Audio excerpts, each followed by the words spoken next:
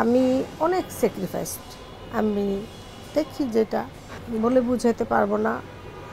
আর যেদিন ডাক্তারের কাছে নিয়ে গেলাম, চোখের ডাক্তারের কাছে, আমি এটা ভাবছি যে না, আমার ছেলের দুইটা আল্লাহ একসাথে নিতে পারে না, জবানও নিতে পারে না আর চোখও নিতে পারে। নিয়ে গেলাম ডাক্তারের কাছে, তাকে চোখের যখন রেটিনা করা হলো, টেস্ট করা হলো, তখন ডাক্তার বলল যে এরকম এরকম, ও তো এই চোখে দেখে না, কী করলে দেখবে, যে আর দেখতে পারবে না।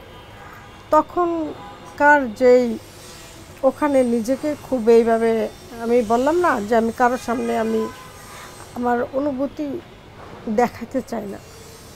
তখন আমি বাসায় এসে 3 ঘন্টা অনবরত চিৎকার পারছি, আর আল্লাহকে বলছি যে আল্লাহ, একটা মাসুম বাচ্চা যার জবানটা নাই, সে কথা বলতে পারে না, বুঝাইতে পারে না, তার দৃষ্টিশক্তিটাও নিয়ে গেলেন, সে কীভাবে চলবে। অনেক কান্না করেছিলাম, স্বামীর বাবাও করেছে, আমি নিজেকে মানাইতেই পারি না, অনবরত 3 ঘন্টা কান্না করেছিলাম যে আমার ছেলের কি হবে, ও তো একভাবে চলে যাবে, কিন্তু ও তো বুঝে না, এখনও আপন পর কিছু বুঝে না, স্বার্থ বুঝে না, কিন্তু ওকে কে দেখবে, আমরা পৃথিবীর থেকে যখন চলে যাব তখন ওর কি অবস্থা হবে।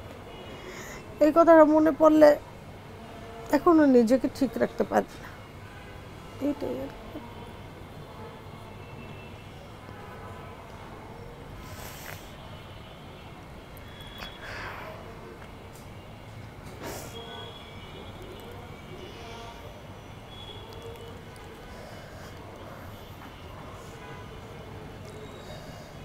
কোথাও কোথাও এসে আসলে কথা জোগায় না, সান্ত্বনা বাক্য কোনোটাই বোধহয় এখানে যথেষ্ট না।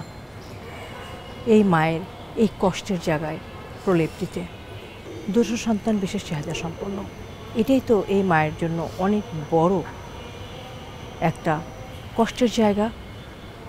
সংগ্রাম করতে করতে এই পথ চলা, তারপর যখন সেখানে আরও বড় দুর্ঘটনা ঘটে যায়, আরও সীমাবদ্ধতা তৈরি হয়, তখন কোনোভাবে সেটাকে মেনে নেওয়া যায় না।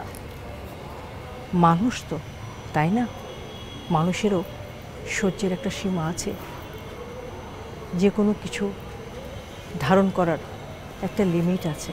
আমরা জানতেই পারলাম না যে ওর চোখে এরকম, কতদিন পরে জানছি ছেলেটা এভাবে চলছে, আমরা জানতেই পারিনি, অথচ একই সাথে থাকতেছি।